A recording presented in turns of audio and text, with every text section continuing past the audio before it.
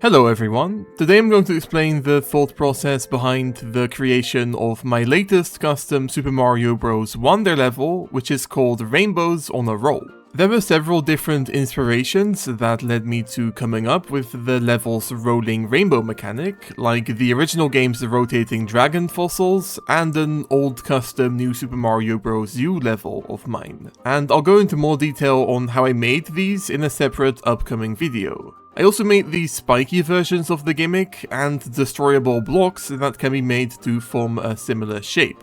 I used these fireworks enemies, which are called babooms, in order to allow the player to destroy those blocks, and also because they match the level's rainbow aesthetic. Finally, I decided to use these things, which are called smogrins, because I needed flying enemies and they fit the level's cloud theming. So now let's talk about the level design process. In previous time-lapses, I've discussed my desire to make some more simple levels again, instead of the crazy complicated puzzle contraptions that made up the levels I created over the past few months, and I think with this level I finally achieved that. Because even though it obviously still focuses on several custom mechanics and features some setups that took me a while to figure out, in terms of gameplay this level is less about learning the interaction between several complicated gimmicks and more just about straightforward platforming, and I think that's a good thing. I enjoy finding and exploiting obscure interactions and trying to turn those into fun level setups, but often simple moving platforms can be just as fun to play with.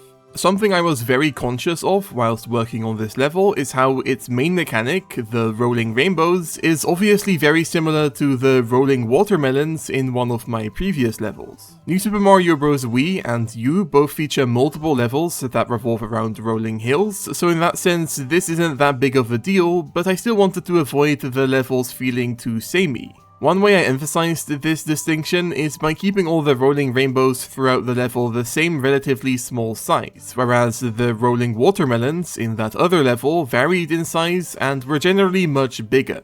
Of course, the fact that the rolling rainbows have gaps that allow you to navigate straight through them also makes them quite different, so I honestly don't think the mechanics ended up being as similar as I feared ahead of time. Often my levels focus on multiple mechanics that then gradually get combined in more and more elaborate ways as the level progresses, and although this is kind of the case in this level as well, with the babooms and the smogrins, I guess, it mostly is just rainbow setup after rainbow setup over and over again. So in order to make sure this didn't feel too dull or repetitive, I made sure to introduce the various ways in which the rainbows can be used very gradually. For example, the destroyable rainbowy blocks aren't used until a third of the way through the level, and the spiky rainbows are only introduced after the checkpoint. This mindset is also what led to the setup for the first bonus room, which features rainbow segments that sway back and forth instead of rotating. I could have made an entire level using this idea, but in order to keep the rainbow setups fresh, I decided to relegate it to this one room that allows the player to get the first purple 10 coin. Something you may notice looking at this time-lapse footage, especially later in the video, is that I spent a lot of time meticulously placing the rotating coins and blocks that are featured throughout this level. Like in most traditional video games, Wonder's assets are usually placed aligned to a grid, meaning making circular shapes using individual actors isn't achievable in a particularly intuitive way. It might eventually be possible to implement something into the Fushigi level editor to allow people to rotate selected actors alongside a certain axis, but my current method involves a separate tool made by community member Ian, which allows you to input the coordinates and radius of a circle, and then spits out coordinates for each node along that circle's circumference, which I then have to manually copy back to the actors in the level editor. It's an extremely tedious process, so later down the line, whilst working on this level, instead of replacing circular setups manually each time, I ended up going back to earlier parts of the level and copying existing setups to save some time. By the way, speaking of the Fushigi level editor, if you've been paying attention, you may have noticed that the editor has once again received a pretty major update. It's now being worked on by Nintendo, and he's implemented some pretty long overdue features. The editor can now sort of render custom actors like the rainbows in this level, even though the shaders for those are still corrupted like they've always been, by simply disabling in-game shaders for custom actors altogether. So even though they maybe don't quite have their in-game visuals, it's still super convenient being able to actually see the custom stuff I'm working with in levels like these. But perhaps even more crucially, the editor now actually features translated actor names. So up until a few weeks ago, people wanting to make custom Wonder levels needed to basically either memorize or look up all of the internal Japanese enemy and object names, which was obviously a huge barrier to entry. But after a big community translation effort, most of the essential actors now have more logical English names that should be much easier for newcomers to understand. Though actually, somewhat counterintuitively, this hasn't really helped me that much, because I've already gotten used to the original Japanese names, so most of the time those are still what I look for myself. When making levels, apart from coming up with very important central mechanics for the level to revolve around, I think it's important to think of at least one or two random quirky little side gimmicks that the level can use, just to make it feel a bit more unique and distinct. And in the case of this level, one such mechanic is the bubbles that contain coins and sometimes other items. In the original game, these are always used in scenarios where they slowly float off to the left, but in this level they're mostly static. That's not a feature that the bubbles officially support, I just achieved this by binding them to other static actors. The only clue that this isn't how the bubbles are supposed to work is that when they're popped, the items fall down diagonally to the right. This would normally counteract the bubble's leftward momentum, meaning the items end up falling straight down, but in this level, yeah, they just sort of randomly fall to the right with no rhyme or reason. Not only do the bubbles work well with the fireworks that babooms produce, but they also fit with the fact that the level features rain. It's funny how video games and media in general often feature rain to convey a sort of sad mood, or rainbows to convey happiness, and yet I feel like you rarely see rain and rainbows at the same time, even though that's obviously how rainbows occur in real life. So for this level, I liked the idea of sort of subverting the typical use of rain in media, and games, and even Mario levels, by having it sort of randomly rain without this being used to convey a gloomy mood or anything. As I explained earlier, I decided to only introduce the rainbow spikes in the second half of the level to avoid the rainbow mechanic feeling repetitive. I often struggle to come up with setups using the same handful of mechanics this far into the level creation process, so holding off on certain mechanics until this point also helped to avoid that. You may notice that, as opposed to the normal rainbow platforms, the spike arches are made up of individual actors that each have to be placed manually. This obviously allowed for more flexibility when it comes to the size of the spike structures, but also meant setting these up was way more tedious. Later down the line, I got sort of concerned about maybe running into Wonder's level actor limit by using so many separate spike actors, so I actually did end up making actors that consist of multiple spike segments. One downside of the way I implemented the custom collision for all the different types of rainbow arches is that they can't be wall jumped off of. This could definitely cause some confusion for first-time players, though I purposely designed the level in a way to where wall jumping off of the rainbows is never the most logical way to progress. Oh, by the way, you may have noticed me placing in some smaller foreground clouds that cover up the places where rainbow arches dip below the screen. These are used in combination with zip-zaps, the jumping electric enemies in the original game, and in the case of this level I used them to recreate that kind of typical cartoony visual of rainbows that emerge from clouds. Although seeing parts of rainbows fly is pretty normal throughout this level, covering up their edges with those clouds in some cases allowed me to make them look less like simple solid platforms and more like actual rainbows, which is a really subtle effect, but I quite like how it turned out. There's kind of a problem with trying to design a level with babooms as one of its main enemies, which is that, even though they're enemies, babooms basically can't harm the player. Sure, you can run into them to take damage, but apart from that they don't form any kind of unique threat, since their fireworks doesn't harm the player. That means they're functionally identical to a Goomba as far as their threat to the player goes. This made integrating them into the level design naturally quite difficult, because they can only ever really serve one purpose, which is their ability to explode stuff above the player's heads. So there are parts of this level where the babooms basically disappear for a while, and other sections where the normal design structure basically takes a break for a section to integrate another baboom fireworks puzzle. This structure isn't my favorite thing in the world, but there really isn't any way around it. At least I managed to combine babooms and the spiky rainbow arches to make a pretty cool bonus room puzzle for the second purple 10 coin. Since it takes some time for babooms to fully launch all of their fireworks, in this time the baboom can be moved around, which this section takes advantage of. I'm not super happy with how the timing of the way the baboom falls and bounces onto the spiky rainbow feels kinda arbitrary, but apart from that, the bonus room turned out pretty good.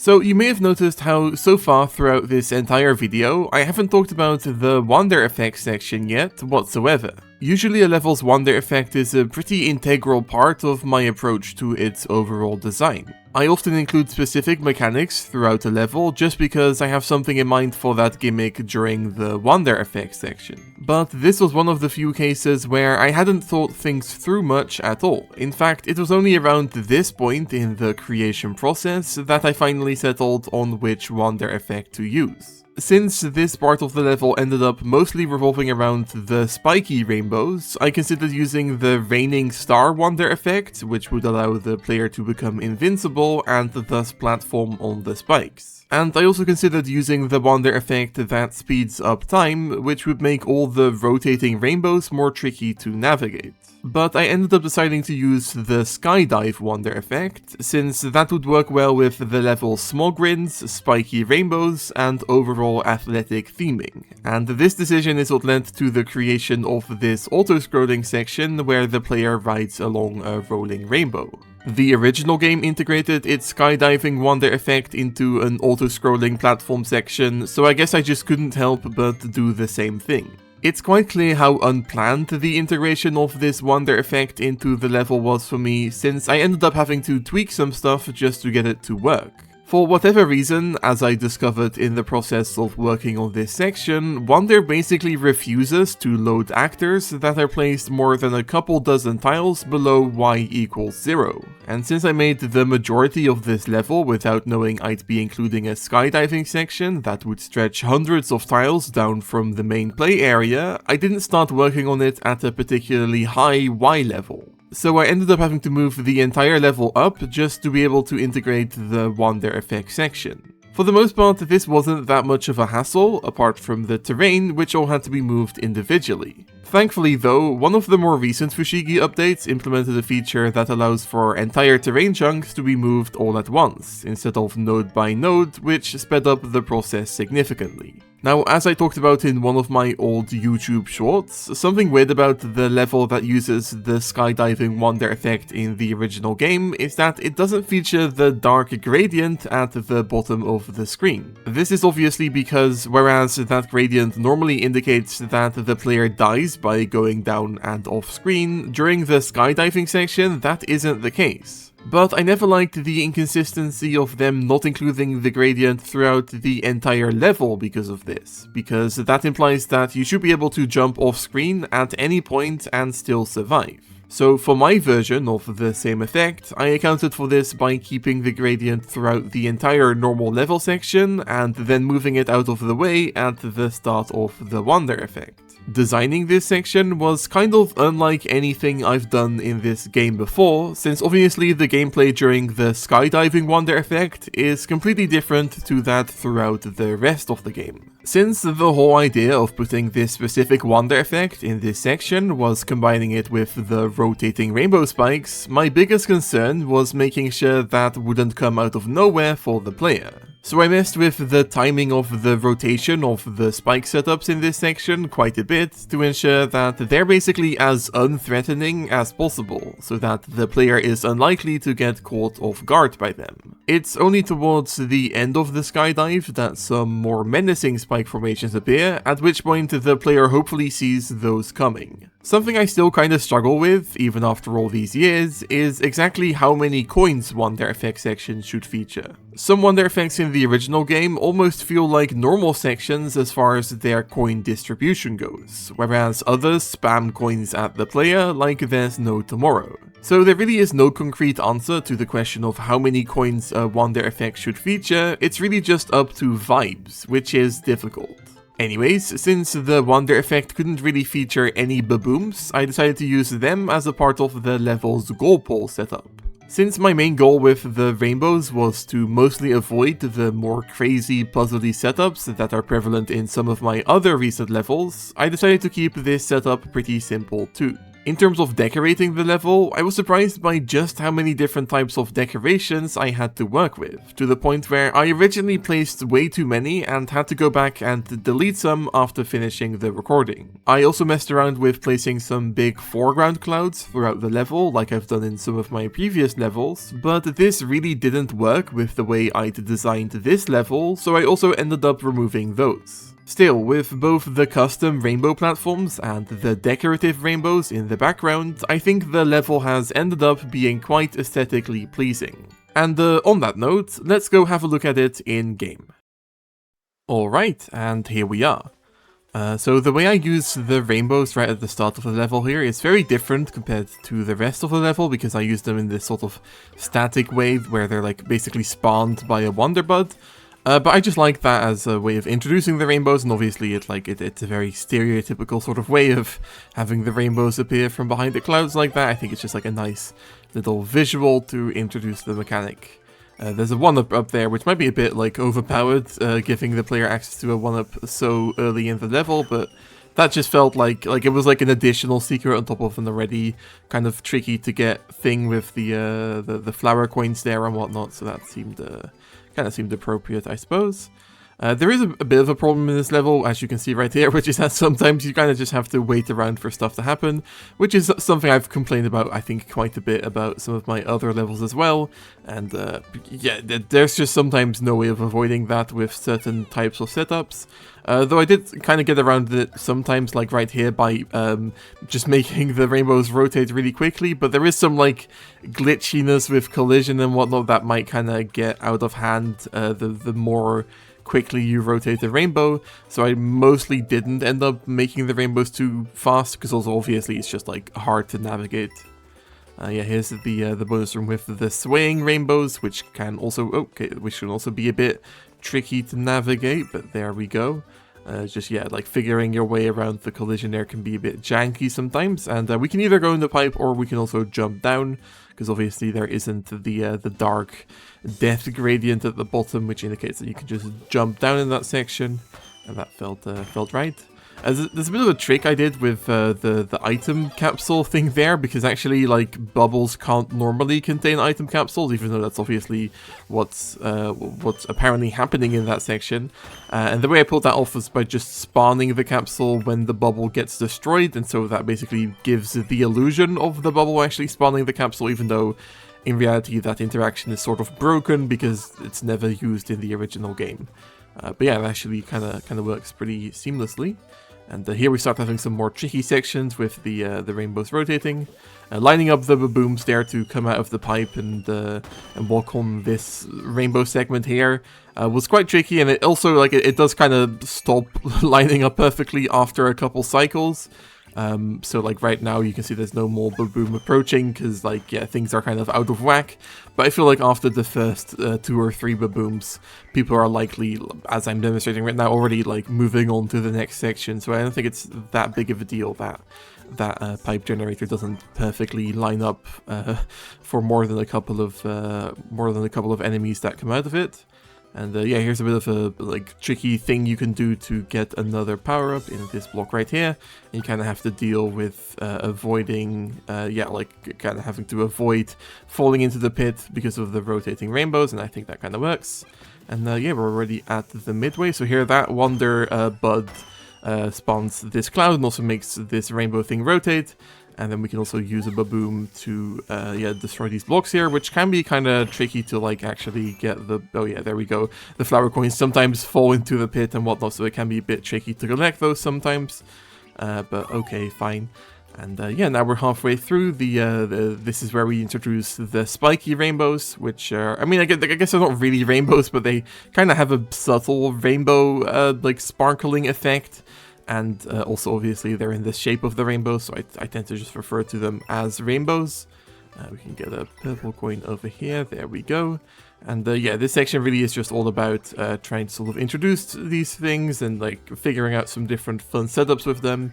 And it really was quite nice, like I talked about during the time-lapse, to have these mechanics basically be unlocked finally, because it meant I could do some more interesting setups, whereas the first half of the level kind of features some more, I feel like, simple stuff, with like less, yeah, just less interesting contraptions and whatnot. But like, for example, this here is obviously kind of crazy, and maybe more in line with the puzzle setups that some of my other levels revolve around, like I've talked about at length in the time-lapse. And yeah, this section can be quite difficult. Let me see if I can get this. Not quite. Yeah, so that can happen sometimes. And that, I guess that is really the challenge of this section, is just dealing with the timing. I'm doing really well so far. It's all, yeah, it honestly kind of feels a bit arbitrary, because like the way the baboon bounces on the thing makes it really hard to, oh my god, okay, makes it really hard to like actually line up with the rotating segments that are a part of the second half of the, I think that works, yeah, okay, there we go. Yeah, it can be a bit hard and maybe a bit frustrating for some players, I'm not really sure. I feel like even if you don't really pay attention to the timing, you'll still probably just get it kind of randomly after a few tries, so in that sense, I don't think it's that bad. This is kind of a fun little idea here, where like you kind of get pushed back over to the left here, and it's only after transforming the rainbow from the spikes into more of like solid terrain that you can actually go over to the right here. And yeah, we got some more baboom stuff here. You know, sometimes there's just a setup like this, basically just to remind the player that babooms are still a part of this level, even though they're not really that naturally integrated, as I also talked about during the time-lapse. And yeah, here's the cool auto-scrolling section. I kind of messed that up. There we go. Yeah, I'm pretty happy with this, how this turned out. I don't think it's that boring or anything. I'm pretty sure people will actually be okay with this as far as auto-scrolling setups go. Having an auto-scrolling setup towards the end of a level is kind of a typical trope for me. It's something I do quite often, especially some of my older levels, like before Wonder came out. And so I think it was kind of fun revisiting that here, and it just makes so much sense with the mechanics.